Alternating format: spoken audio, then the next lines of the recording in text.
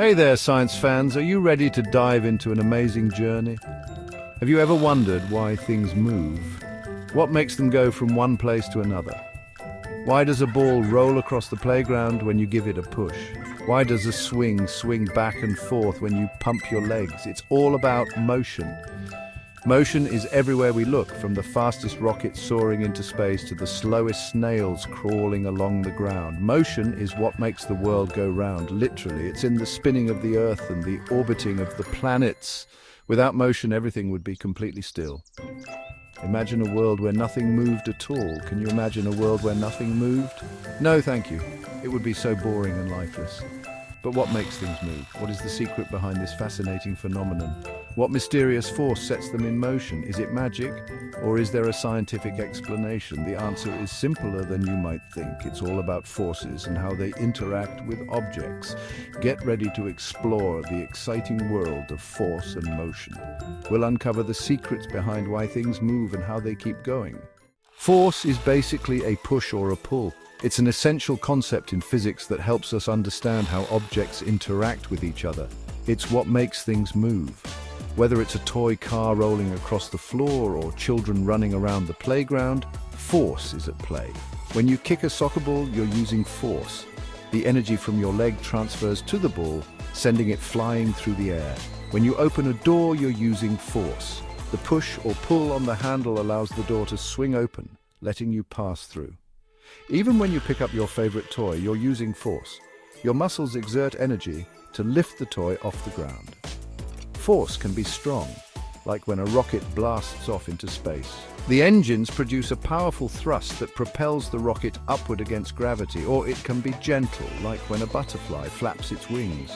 The delicate motion creates enough force to lift the butterfly into the air. No matter how big or small, force is what makes the world go round. From the rotation of the Earth to the simple act of spinning a globe, force is everywhere. So, the next time you see something move, remember that force is at work. Whether it's the wind rustling the leaves or a child pushing a swing, force is the driving factor. It's the invisible hand that pushes and pulls, making our world a dynamic and exciting place to be. Understanding force helps us appreciate the energy and motion all around us, from the smallest actions to the grandest movements in the universe.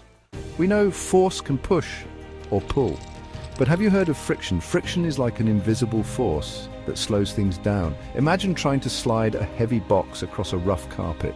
It's hard, right? That's friction at work. The rough surfaces rub together, creating friction and making it harder to move the box. Friction can be helpful too. When you ride your bike, friction between the tires and the road helps you stop. It's like an invisible brake. A long time ago, a really smart scientist named Isaac Newton discovered something amazing about motion. He was sitting under an apple tree when he started thinking about why things move the way they do. He called it Newton's first law of motion. This law is one of the fundamental principles that help us understand how objects behave. Newton's first law says that an object at rest will stay at rest, and an object in motion will stay in motion at the same speed and in the same direction unless acted upon by an unbalanced force. This means that things don't just start or stop moving on their own. That's a mouthful, right? Let's break it down so it's easier to understand. Imagine a soccer ball just sitting on the ground. It won't move until someone or something gives it a push or a kick. It won't move until someone kicks it, right? That kick is an example of an unbalanced force. That's because it takes an unbalanced force, like a kick, to get it moving. Without that force, the ball would just stay put. Once it's moving, it will keep rolling at the same speed and in the same direction until something stops it, like friction or another player. Friction is the force that slows things down when they move across a surface. Cool, huh? So next time you see something moving or staying still, remember Newton's first law of motion.